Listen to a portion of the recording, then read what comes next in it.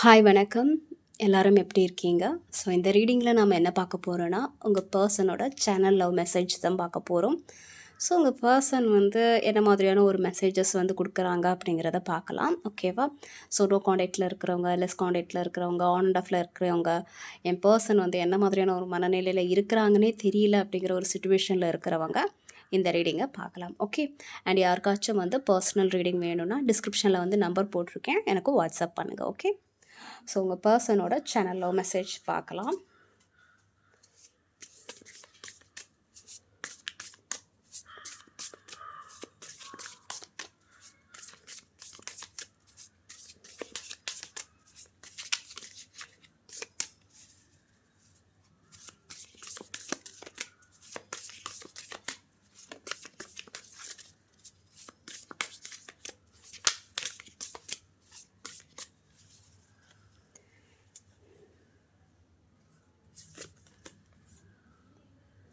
So first மெசேஜே வந்து I can talk to you right now. So maybe நீங்கள் 2 பேரும் நோ காண்டாக்டில் இருக்கிறீங்க அப்படிங்கிறது வந்து நல்லாவே தெரியுது. இல்லை ஒரு ஆன் அண்ட் ஆஃபில் இருக்கிறீங்க அப்படிங்கிற மாதிரி எனக்கு தெரியுது. ஏதோ ஒரு சுச்சுவேஷன் காரணமாக 2 பேரும் வந்து பேசாமல் இருக்கிறீங்க அப்படிங்கிற மாதிரி எனக்கு தெரியுது. ஓகே, அது என்ன ஒரு சுச்சுவேஷனாகவும் இருந்துட்டு போட்டு, கொஞ்சம் அந்த அமைதியான ஒரு சூழ்நிலை தான் போயிட்டு இருக்குது. 2 பேருக்கும் அந்த அளவுக்கு பேச்சுவார்த்தை இல்லை அப்படிங்கிற மாதிரி தான் எனக்கு தெரியுது. ஸோ அவங்க என்ன சொல்கிறாங்கன்னா, இப்போதைக்கு என்னால் வந்து பேச முடியாது உங்ககிட்ட அப்படிங்கிற மாதிரி சொல்கிறாங்க. ஏதோ ஒரு காரணத்துக்காக. ஓகேவா? அது ஹார்ட் பிரேக்கான சில விஷயமா இருக்கலாம், நிறைய வந்து ஒரு டிப்ரெஷனான ஒரு மைண்டாக இருக்கலாம், இல்லை பர்சனல் லைஃப்பில் ஒரு இஷ்யூவாக இருக்கலாம். ஸோ அந்த சுச்சுவேஷன்லாம் என்ன வேணாலும் இருந்துட்டு போட்டு, அவங்களால இப்போதைக்கு வந்து உங்ககிட்ட வந்து பேசுகிறதோ கம்யூனிகேட் பண்ணுறதோ இந்த மாதிரி எதுவும் வச்சுக்க முடியாது இப்போதைக்கு. என்னால் உங்ககிட்ட வந்து இப்போது பேச முடியாது அப்படிங்கிற மாதிரியான ஒரு மெசேஜ் தான் வந்து உங்கள் பர்சன் சொல்கிறாங்க. ஓகே, பார்க்கலாம் இன்னும் என்னெல்லாம் சொல்கிறாங்கன்னு. I can stop thinking about you. அவங்க பேசலை, நீங்கள் 2 பேரும் வந்து கம்யூனிகேஷன் இல்லை. பட் வந்து உங்களை பற்றின தாட்ஸ் வந்து அவங்களுக்கு எப்போவுமே மைண்டில் ஓடிட்டு தான் இருக்குது. ஓகேவா? உங்களை பற்றின நினைவுகள் வந்து கண்டிப்பாக அவங்க மனசில் வந்து தோணிட்டு தான் இருக்குது. மேபி அவங்க அதை ஸ்டாப் பண்ணணும்னு கூட நினச்சிருந்துருப்பாங்க. உங்களை பற்றி நினைக்கக்கூடாது அப்படிங்கிற மாதிரி கூட நிறைய முயற்சிகள் வந்து அவங்க பண்ணியிருந்திருப்பாங்க. பட் சம்திங் வந்து உங்களை பற்றின அந்த ஒரு நல்ல ஒரு ஃபீலிங்ஸ் வந்து அவங்களுக்கு இருக்க தான் செய்யுது. உங்களை பற்றின தாட்ஸ் வந்து வந்துட்டே இருக்குது. அவங்களே ஸ்டாப் பண்ண நினச்சாலும் உங்களை பற்றின நினைவுகள் அவங்களுக்கு வந்துட்டே இருக்குது. நீங்கள் இருந்த இடம், நீங்கள் அவங்கக்கிட்ட பேசிய விதம், ஸோ உங்கள் 2 பேர் ரிலேஷன்ஷிப்பில் இருக்கிற நல்ல ஒரு மெமரிஸ், அதெல்லாம் வந்து அவங்க மனசில் அப்பப்போ வந்து தோணிகிட்டே இருக்குது. ஸோ திங்கிங் வந்து வந்துட்டே இருக்குது அப்படிங்கிற மாதிரி உங்கள் பர்சன் சொல்கிறாங்க. Okay,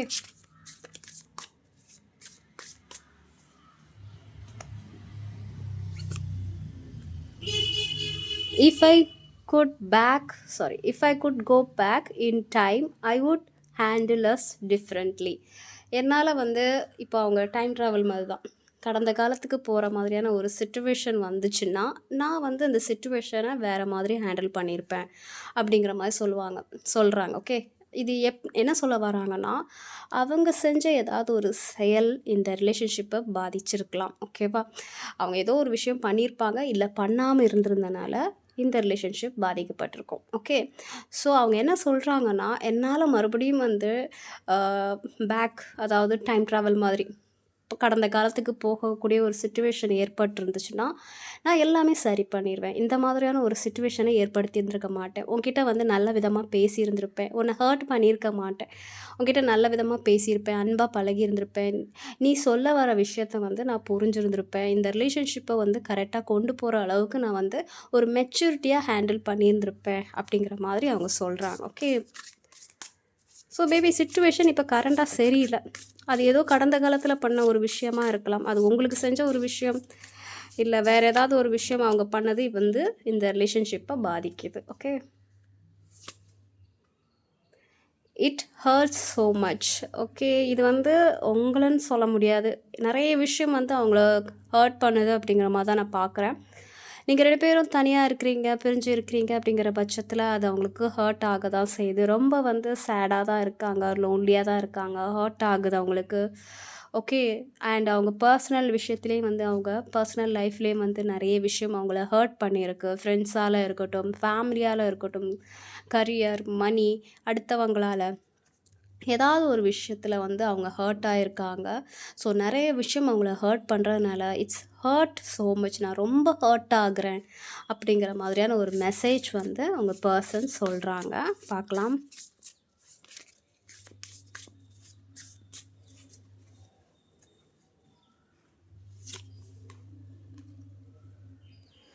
why do I feel this way, நான் ஏன் இந்த அளவுக்கு ஃபீல் பண்ணுறேன் அப்படிங்கிற மாதிரியான ஒரு மெசேஜ் சொல்கிறாங்க. இதுலேருந்து என்ன தெரியுதுன்னா, இன்னுமே அவங்களுக்கு உங்களோட நினைவுகள் இருக்குது. உங்களை பற்றின நிறைய விஷயங்கள் அவங்க நினச்சி பார்க்குறாங்க. உங்களை விட்டு பிரிஞ்சு தனியாக இருந்தாலும் அது அவங்களுக்கு ஹர்ட் ஆகுது. இன்னுமே அவங்க ரெக்கவரி ஆகலை. மேபி 2 பேரும் செப்பரேஷனில் இருந்தீங்கன்னா, அப்படி இருந்தாலும் அவங்களால அதுலேருந்து வெளியே வர முடியல. நான் ஏன் இன்னும் இவ்வளோ ஃபீல் பண்ணுறேன் அப்படிங்கிற மாதிரி கேட்குறாங்க. ஓகேவா? ஸோ அந்த பிரிவு வந்து அவங்களுக்கு பிடிக்கலை. ஏதோ ஒரு காரணத்துக்காக பிரிஞ்சு இருக்கிறீங்க. பட் அது அவங்களுக்கு ரொம்ப ஹர்ட் ஆகுது. அது ஏன் இவ்வளோத்துக்கு ஹர்ட் ஆகுது, ஏன் வந்து இது ரொம்ப ஃபீல் பண்ணுறேன், நான் ஏன் இதை நினச்சி இவ்வளோ ஃபீல் பண்ணுறேன்னு எனக்கு தெரியல. அப்போ தேட் மீன் என்னென்னா, அவங்களுக்கு உங்களை பிடிக்கும், அதே அவங்களால ரியலைஸ் பண்ண முடியல. பட் அவங்களுக்கு ஏதோ அந்த ஒரு கஷ்டம் ஏற்பட்டுகிட்டே இருக்குது. அந்த ஒரு தனி ஃபீல் ஏற்பட்டுகிட்டே இருக்குது. நான் ஏன் இவ்வளோ ஃபீல் பண்ணுறேன் அப்படிங்கிறத அவங்க யோசிக்கிறாங்க. ஓகேவா? ஸோ சம்திங் வந்து அவங்கள நினச்சி அவங்க ஃபீல் பண்ணுறாங்க. பட் அது என்ன உணர்வு அப்படிங்கிறத வந்து இன்னும் அவங்க ரியலைஸ் பண்ணலை. மேபி அந்த ஒரு விஷயமா இருக்கட்டும். ஏன்னா சில பேருக்கு வந்து லவ் பண்ணுறாங்களா இல்லையாங்கிறது கூட தெரிஞ்சிக்க முடியாத ஒரு மனநிலையில் இருப்பாங்க. ஸோ இப்போ அவங்களுக்கு மேபி அந்த ஒரு ஃபீல் வந்திருக்க வாய்ப்பு இருக்குது. நான் ஏன் இவ்வளோ ஃபீல் பண்ணுறேன் உன்னை நினச்சி அப்படிங்கிற ஒரு ஃபீலிங் வந்து அவங்களுக்கு வந்திருக்கு. Okay.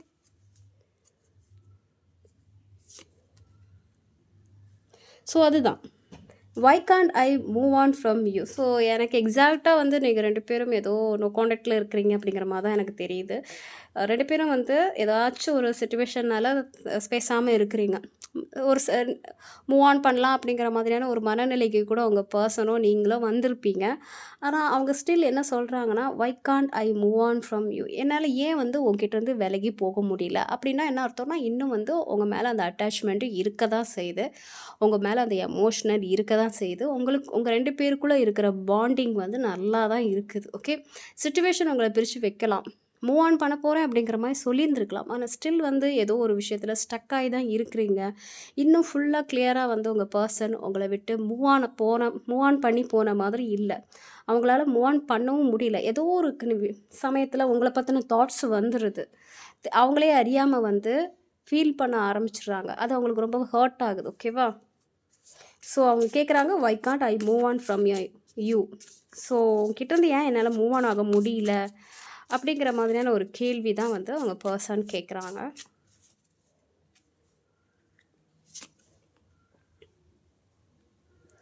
So I am better with my mind then my heart. Okay. அவங்க மேக்ஸிமம் என்ன யோசிக்கிறாங்கன்னா, இது வந்து ஒரு ப்ராக்டிக்கலான ஒரு மைண்ட் செட்டில் திங்க் பண்ணுறது.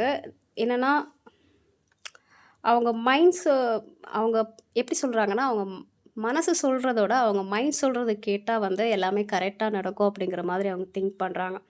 அவங்க ஹார்ட் சொன்னது ஃபாலோ பண்ணி நடந்தால் ஏதாச்சும் வந்து தேவையில்லாமல் அவங்க வந்து ஒரு விஷயத்தில் மாட்டிக்கிறது, அதாவது லவ்வில் போய் மாட்டிக்கிட்டு அவங்க கஷ்டப்படுறது அப்படிங்கிற மாதிரியான ஒரு சில சிச்சுவேஷன் ஏற்படும். இதே வந்து மைண்டு சொல்கிற மாதிரி நடந்தவங்கன்னா ப்ராக்டிக்கலாக திங்க் பண்ணுறது, ஓகே இப்போதைக்கு ஃபேமிலியை பார்ப்போம், கரியரை பார்ப்போம் அப்படிங்கிற மாதிரியான ஒரு டிசிஷனை எடுப்பாங்க. ஸோ உங்கள் பர்சன் என்ன நினைக்கிறாங்கன்னா, நான் இப்போது I am better with my mind then my heart. அதுக்கு மீன்ஸ் வந்து என்னென்னா, நான் வந்து ஹார்ட்டை விட மைண்டு சொல்கிறத ஃபாலோ பண்ணுறேன், அதுதான் எனக்கு பெட்டராக இருக்குது அப்படிங்கிற மாதிரியான ஒரு விஷயத்த தான் வந்து அவங்க சொல்கிறாங்க. ஏன்னா மைண்டை ஃபாலோ பண்ணோன்னா நம்மளோட லைஃப்பை வந்து அச்சீவ் பண்ணலாம், நமக்கு பிடிச்ச மாதிரி இருக்கலாம். ஹார்ட்டு சொல்கிற மாதிரி ஃபாலோ பண்ணால் தேவையில்லாமல் ஹார்ட் பிரேக் நம்மளுக்கு கிடைக்கும். நம்ம ஒரு ஒரு ஒரு டைம் வந்து என்னென்னா, மைண்ட் சொல்கிறது கேட்காம நம்ம ஹார்ட் சொல்கிறது கேட்டு நம்ம போனோன்னா நிறைய ஹார்ட் பிரேக் தான் நம்மளுக்கு கிடைக்கும். நம்ம வந்து ஏதோ ஒரு எமோஷனலில் எல்லாருக்கும் ஹெல்ப் பண்ணுவோம், கடைசியில் நம்மளுக்கே அது ஹார்ட் பிரேக்காக வரும். ஓகேவா? ஸோ அதான் அவங்க சொல்கிறாங்க, மைண்டை ஃபாலோ பண்ணுறேன் அப்படிங்கிற மாதிரியான ஒரு மெசேஜ் தான் வந்து அவங்க பர்சன் சொல்கிறாங்க. ஓகேவா? So one more cards.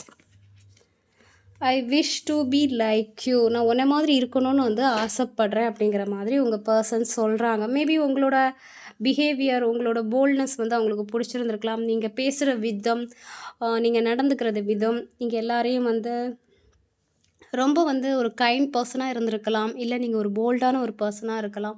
இல்லை ஒரு ஜாலியான ஒரு பர்சனாக இருக்கலாம். ஓகே, அவங்களுக்கும் உங்களை பிடிச்சிருக்கு. ஸோ அவங்களும் உங்களே மாதிரி இருக்கணும்னு ஆசைப்படுறாங்க. இல்லை நீங்கள் போல்டாக ஏதாவது ஒரு டிசிஷன் எடுப்பீங்க. ரொம்ப ஒரு மெச்சூரிட்டியான ஒரு கேரக்டரு. அப்பப்போ வந்து தடுமாற மாட்டீங்க. எது இருந்தாலும் வந்து ஸ்ட்ராங்கான ஒரு முடிவு எடுப்பீங்க.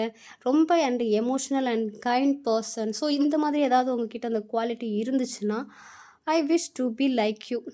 என்ன குவாலிட்டி வேணாலும் இருந்துட்டு போட்டும். உங்க பெர்சன் என்ன சொல்றாங்கன்னா, உங்கள மாதிரி நானும் இருக்கணும் அப்படிங்கிற மாதிரி அவங்க நெனைக்கிறாங்க. நீங்க என்னலாம் பண்றீங்களோ அதே மாதிரி அவங்களும் பண்ணணும். ஹேப்பியா இருக்கணும். போல்டா எல்லா டிசிஷனும் எடுக்கணும். மெச்சூரிட்டியா நடந்துக்கணும் அப்படிங்கிற மாதிரி உங்க பெர்சன் நெனைக்கிறாங்க. ஸோ ஓவரால் என்னன்னா, ஃபோ திங்கிங் இருக்கா? ஃபீலிங் இருக்கான்னு கேட்டிங்கன்னா, எஸ் திங்கிங் இருக்கு, ஃபீலிங் இருக்கு. இன்னும் அந்த அளவுக்கு மூவ் ஆன மாதிரி எனக்கு தெரியல. பட் அவங்க ட்ரை பண்றாங்க. ஏன்னா மைண்ட் சொல்றத கேட்கணும் அப்படிங்கிற மாதிரியான ஒரு ப்ராக்டிக்கலான ஒரு முடிவும் எடுக்குறாங்க. பட் அவங்களால மூவ் ஆன் பண்ண முடியல. ஆனா அதே சமயத்தில அவங்க உங்ககிட்ட இப்போதைக்கு ரீச் அவுட் பண்ணவும் முடியாது அப்படிங்கிற மாதிரி ஒரு மெசேஜும் உங்ககிட்ட சொல்றாங்க. I can't talk to you right no.